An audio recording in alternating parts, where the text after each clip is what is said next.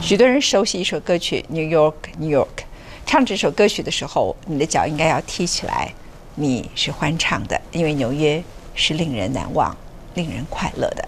但是谁也没有料到，这个全世界最重要的经济中心，全世界最重要的金融中心，全世界现在从20世纪到21世纪最繁华的城市，在这次的风灾中，虽然这个风灾呢被美国称之为400年一遇，但是也很难想象这个城市如此不堪一击。很大的一项原因是，他们从来没有做过这么大的飓风的准备，因为这个飓风真的是在气候改变以及其他的冷气压下来的情况里头，最后形成的完美风暴。美国的各个大楼从来没有想过淹水的问题，即使连像医院里头也是如此。而美国的地下铁是100多年前建造的，整体而言呢 ，Manhattan 这个全世界几乎最重要的岛屿，它的每一寸土地可能也是世界上最昂贵的土地，但是它根本没有能力承受天灾的能力。现在整个 Bloomberg 呢正式的宣布，美国整个纽约它的重建之路很漫长，而在整个漫长的重建之路之外，虽然很快的恢复人民生活是纽约市的主要的一个目标，纽约必须重新的检讨未来这个城市如何承受可怕的天灾。A nurse on a stretcher cradling a baby as they're loaded into an ambulance outside NYU Langone Medical Center. The hospital's generators had failed.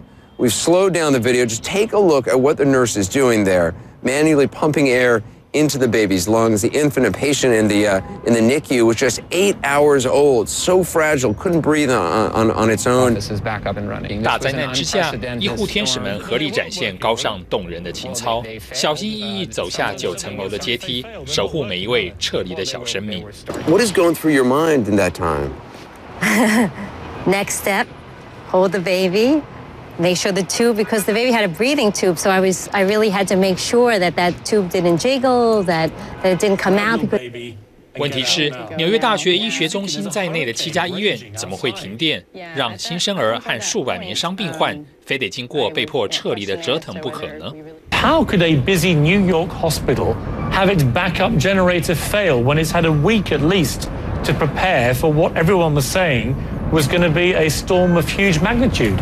Our generators were working. This was an unprecedented storm. But they weren't working, were they? Well, they failed.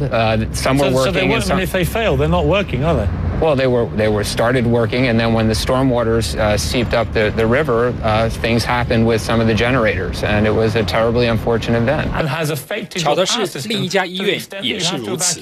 We do have backup systems that are quite robust. There are 4 emergency generators that are on the 13th floor. I mean, we still don't know exactly what occurred in terms of outages to many of the electrical circuits that go through a distribution panel, as well as what happened to the fuel pumps, which were, although they were below grade, were encased in sealed enclosure with what are called submarine doors with rubber gaskets and 9 levers. The storm hit. 备用发电机都在楼上，石油泵浦则在地下室被淹坏了，所以没电可用，紧急撤离。为什么这样安排，没人清楚，只知道美国这个世界超强远比想象中脆弱。Remarkable video to show you. It's a time-lapse video of Sandy that somebody put together there as it rolled across Manhattan and the lights went out on the lower part of the island and across the East River. It's amazing to see it like that. Why, given there was a week to plan for the worst ever storm, are people now facing, as you've just said to me, nearly 2 weeks without power? It seems just ridiculous.